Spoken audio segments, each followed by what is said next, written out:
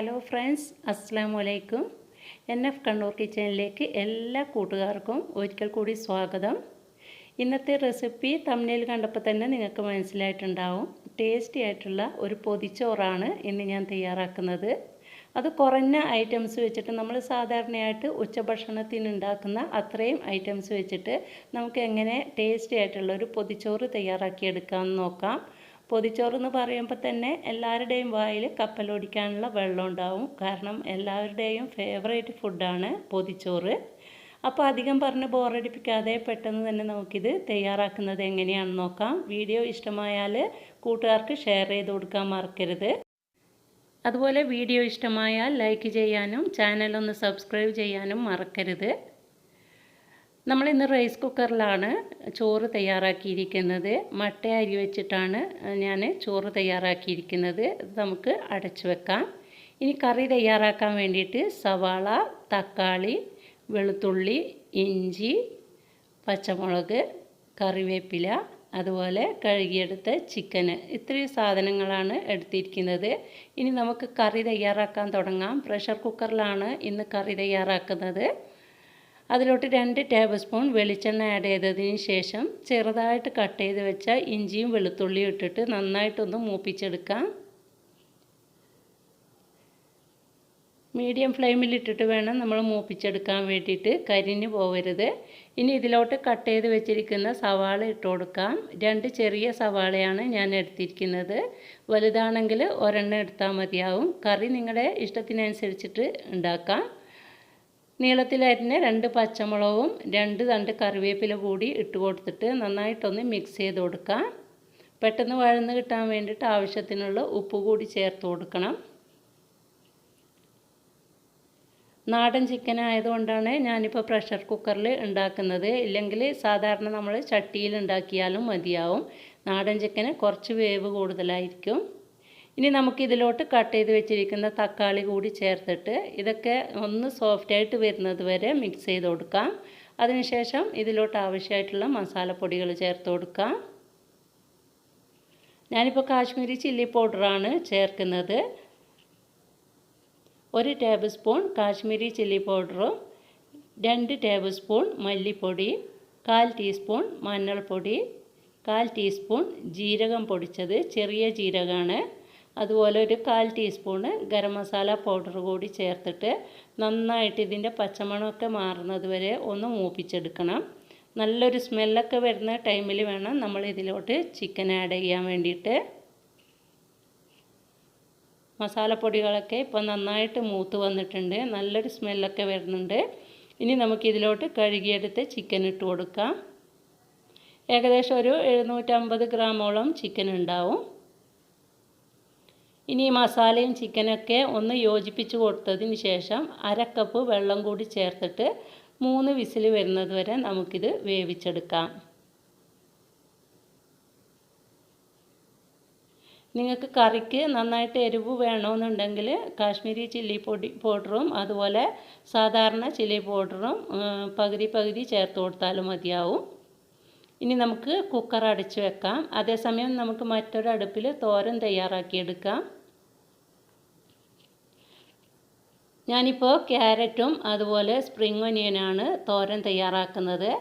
അപ്പോൾ ചൂടായ ചീനച്ചട്ടിയിലോട്ട് 1 table spoon വെളിച്ചെണ്ണ ആഡ് ചെയ്തതിന് ശേഷം 1/2 ടീസ്പൂൺ കടുക് ഇട്ട് കൊടുക്കാം. ഇനി കട്ട് ചെയ്ത് വെച്ച ക്യാരറ്റ്, 2 പച്ചമുളക്, 1 സവാളയുടെ പകുതി, അതുപോലെ 1 തണ്ട് കറിവേപ്പില, ഇത്രയും ചേർത്ത് കൊടുത്തതിന് ശേഷം നമുക്കിത് ഈ ഓയിലിലോട്ട് ഇട്ട് കൊടുക്കാം. ഇനി ഇതിലോട്ട് അല്പം മഞ്ഞൾപ്പൊടിയും ആവശ്യത്തിനുള്ള ഉപ്പും ചേർത്തിട്ട് 2 ടേബിൾ സ്പൂൺ വരെ വെള്ളം കൂടി ചേർത്തിട്ട് നന്നായിട്ടൊന്ന് മിക്സ് ചെയ്ത് കൊടുത്തിട്ട് അടച്ച് വെച്ചിട്ട് വേവിക്കാം. വെള്ളം കൂടി പോവണ്ട. ക്യാരറ്റ് ആയതുകൊണ്ടാണ് 2 ടേബിൾ സ്പൂൺ വെള്ളം ഒഴിച്ച് കൊടുക്കുന്നത്. മീഡിയം ഫ്ലെയിമിൽ വെച്ചിട്ട് വേവിച്ചെടുത്താൽ മതി. പെട്ടെന്ന് കുക്കായിക്കോളും.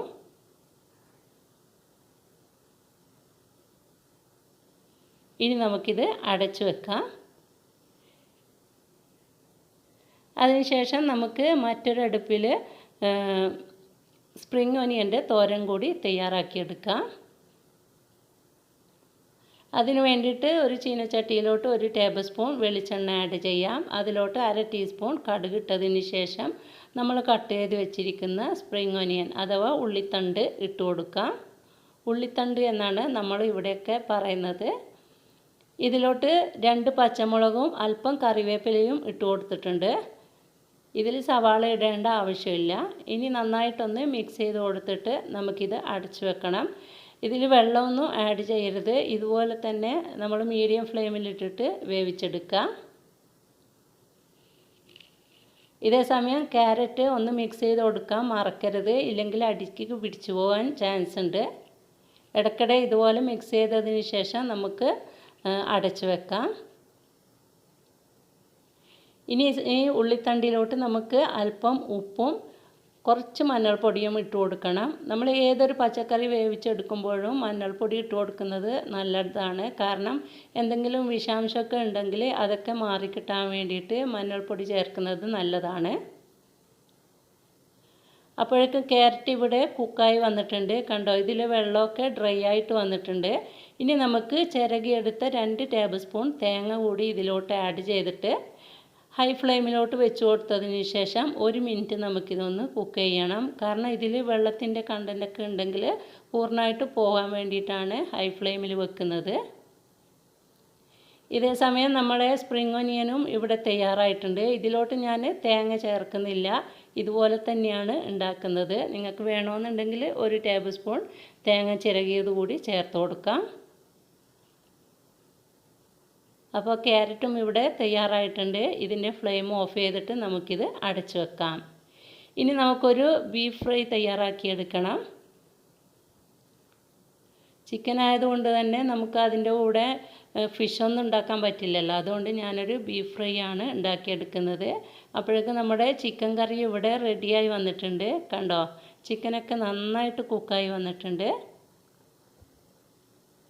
അധികം വെള്ളമൊന്നും കൂടിപ്പോയിട്ടില്ല. കാരണം നമ്മൾ പൊതിച്ചോറാക്കുന്നത് കൊണ്ട് തന്നെ വെള്ളം കൂടാൻ പാടില്ല. കറി കുറച്ച് ഡ്രൈ ആയിട്ടാണ് വേണ്ടത്. ഇനി നമുക്ക് ബീഫ് ഫ്രൈ ഉണ്ടാക്കാൻ തുടങ്ങാം. ചൂടായ പാനിലോട്ട് 2 ടേബിൾ സ്പൂൺ വെളിച്ചെണ്ണ ആഡ് ചെയ്തതിന് ശേഷം നമ്മൾ വേവിച്ച് വെച്ചിരിക്കുന്ന ബീഫ് ഇതിലിട്ടിട്ട് നന്നായിട്ടൊന്ന് ഫ്രൈ ചെയ്തെടുക്കാം. ബീഫ് വേവിക്കുമ്പോൾ 1 ടീസ്പൂൺ മുളക് പൊടിയും 1/4 ടീസ്പൂൺ മഞ്ഞൾപ്പൊടിയും 1 ടീസ്പൂൺ ഇഞ്ചി വെളുത്തുള്ളി പേസ്റ്റും ആവശ്യത്തിനുള്ള ഉപ്പും ഇട്ടിട്ടാണ് ഞാൻ വേവിച്ചെടുത്തിരിക്കുന്നത്. ഇനി ഇത് നന്നായിട്ടൊന്ന് ഫ്രൈ ചെയ്തെടുക്കണം. കണ്ടോ, ബീഫ് ഇപ്പോൾ നന്നായിട്ട് ഫ്രൈ ആയി വന്നിട്ടുണ്ട്. ഇനി നമുക്ക് ഇതേ അടുപ്പിൽ വാഴയിലയൊന്ന് വാട്ടിയെടുക്കണം. അതിനുശേഷം മാത്രമാണ് നമ്മൾ ഇല കഴുകാൻ പാടുള്ളൂ. കഴുകിയെടുക്കുമ്പോൾ പെട്ടെന്ന് തന്നെ കീറിപ്പോവും. അത് കാരണം ഒന്ന് വാട്ടിയെടുത്തതിന് ശേഷം കഴുകിയെടുക്കുന്നതാവും നല്ലത്. അങ്ങനെയാകുമ്പോൾ ഇല കീറിപ്പോവില്ല. നന്നായിട്ട് 2 സൈഡും ഒന്ന് വാട്ടിയെടുക്കാം. ഇല വാട്ടിയെടുക്കുമ്പോൾ തന്നെ നല്ലൊരു സ്മെല്ലായിരിക്കും. അപ്പോൾ അതേ ഫ്ലേവർ തന്നെ നമുക്ക് പൊതിച്ചോറിലും കിട്ടും. അതുകൊണ്ടാണ് എല്ലാവർക്കും പൊതിച്ചോറ് ഇഷ്ടമാകുന്നത്. ഈ ഇലയുടെ ഫ്ലേവറൊക്കെ ഇറങ്ങിയിട്ട് നല്ലൊരു ടേസ്റ്റ് ആയിരിക്കും പൊതിച്ചോറിന്. അങ്ങനെ നമ്മുടെ ചോറും കറിയൊക്കെ ഇവിടെ റെഡിയായി വന്നിട്ടുണ്ട്. ഇനി നമുക്ക് ഇലയിലൊന്ന് പൊതിഞ്ഞെടുക്കണം. അതിന് വേണ്ടിയിട്ട് ഒരു ബട്ടർ പേപ്പറിൻ്റെ മുകളിലായിട്ട് ഒരു ഇല വെച്ച് കൊടുക്കുക. ശേഷം ഇതിൻ്റെ മുകളിലായിട്ട് കുറച്ച് ചോറിട്ട് കൊടുക്കാം. 2 തവി ചോറിട്ട് കൊടുത്തതിന് ശേഷം സെൻറ്റർ ഭാഗത്തായിട്ട് നമ്മൾ ഉണ്ടാക്കിയ ചിക്കൻ കറി ഒഴിച്ചു കൊടുക്കാം. ചിക്കൻ കറി തന്നെ വേണമെന്ന് നിർബന്ധമില്ല. നമ്മൾ ഉണ്ടാക്കുന്ന ഏതൊരു കറി വെച്ചിട്ടും നമുക്കിതുപോലെ പൊതിച്ചോറ് ഉണ്ടാക്കിയെടുക്കാം. പക്ഷെ കറി ഉണ്ടാക്കുമ്പോൾ വെള്ളം കൂടിപ്പോകാതെ ഇതുപോലെ കുറച്ച് തിക്കായിട്ടുള്ള കറി ഉണ്ടാക്കിയെടുക്കുക. അതിനുശേഷം നമ്മൾ ഉണ്ടാക്കിയ തോരന് സൈഡിലായിട്ട് ഇട്ട് കൊടുക്കാം. ഞാനിപ്പോൾ അധിക ഐറ്റംസ് ഒന്നും ഉണ്ടാക്കിയിട്ടില്ല. നമ്മൾ സാധാരണയായിട്ട് ഉച്ചഭക്ഷണത്തിന് ഉണ്ടാക്കുന്ന അത്രയും ഐറ്റംസ് മാത്രമേ ഉണ്ടാക്കിയിട്ടുള്ളൂ. പൊതിച്ചോറ് ഉണ്ടാക്കുമ്പോൾ ചിലർ ഓംലെറ്റൊക്കെ ഉണ്ടാക്കാറുണ്ട്. പക്ഷേ ഞങ്ങൾക്ക് ഓംലെറ്റ് ഇഷ്ടമല്ലാത്തത് കാരണം ഞാൻ ഉണ്ടാക്കിയിട്ടില്ല. അപ്പോൾ ബീഫ് ഫ്രൈയും അതുപോലെ സ്പ്രിംഗ് ഒനിയൻ്റെ തോരനും കൂടി സൈഡിലായിട്ട് വെച്ച് കൊടുത്തതിന് ശേഷം നമുക്കിതൊന്ന് കവർ ചെയ്തെടുക്കാം.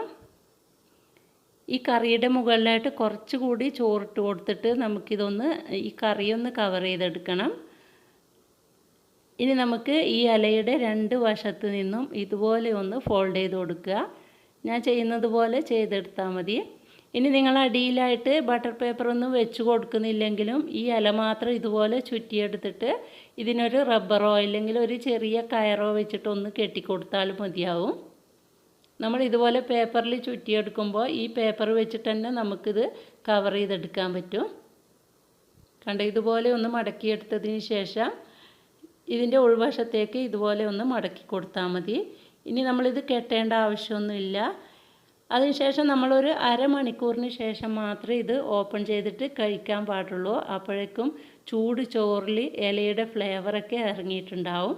അതുവരെ ഒന്ന് ക്ഷമയോടെ വെയിറ്റ് ചെയ്യുക.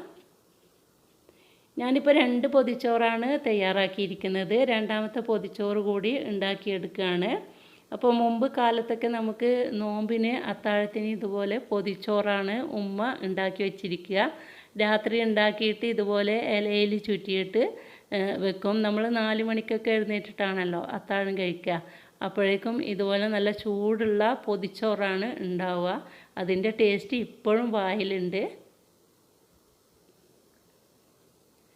അപ്പോൾ ഇതുവരെ പൊതിച്ചോറ് കഴിക്കാത്തവരുണ്ടെങ്കിൽ തീർച്ചയായിട്ടും ഇതുപോലെ ഒന്ന് ഉണ്ടാക്കി നോക്കണം. അത്രയ്ക്ക് ടേസ്റ്റിയാണ് ഈ പൊതിച്ചോറ് കഴിക്കാൻ വേണ്ടിയിട്ട്. ഏത് കറി വേണമെന്നൊന്നുമില്ല, നമ്മൾ ഉണ്ടാക്കുന്ന ഏതൊരു കറിയും തോരനും വെച്ചിട്ട് ഇതുപോലെ ഇലയിൽ ചുറ്റിയെടുത്താൽ പൊതിച്ചോറായി. അപ്പോൾ എല്ലാവരും ഒന്ന് ട്രൈ ചെയ്ത് നോക്കിയിട്ട് ഫീഡ്ബാക്ക് അറിയിക്കാൻ മറക്കരുത്. അതുപോലെ വീഡിയോ ഇഷ്ടമായിട്ടുണ്ടെങ്കിൽ തീർച്ചയായിട്ടും കൂട്ടുകാർക്കും ഫാമിലി ഗ്രൂപ്പിലേക്കും ഒന്ന് ഷെയർ ചെയ്ത് കൊടുക്കണം. വീഡിയോ ഇഷ്ടമായിട്ടുണ്ടെങ്കിൽ ലൈക്ക് ചെയ്യണം. നിങ്ങളുടെ വിലയേറിയ അഭിപ്രായം അറിയിക്കാനും മറക്കരുത്. അപ്പോൾ രണ്ടാമത്തെ പൊതിച്ചോറ് ഞാനിവിടെ ചുറ്റിയെടുക്കുകയാണ്. അതിനുശേഷം അരമണിക്കൂറിന് ശേഷമാണ് നമ്മളിത് ഓപ്പൺ ചെയ്തിട്ട് കഴിക്കുന്നത്. അപ്പോൾ നമ്മൾ അരമണിക്കൂറിന് ശേഷം ചോറ് കഴിക്കാനെടുക്കുകയാണ്. നമുക്കിതൊന്ന് ഓപ്പണാക്കി നോക്കാം. ഓപ്പണാക്കുമ്പോൾ തന്നെ നല്ലൊരു സ്മെല്ലൊക്കെ വരുന്നുണ്ട്. കൊതിയൂറുന്ന സ്മെല്ലാണ്. അപ്പോൾ എല്ലാവരും ഒന്ന് ട്രൈ ചെയ്ത് നോക്കാൻ മറക്കരുത്. ട്രൈ ചെയ്ത് നോക്കുമ്പോൾ ഫീഡ്ബാക്ക് അറിയിക്കുക.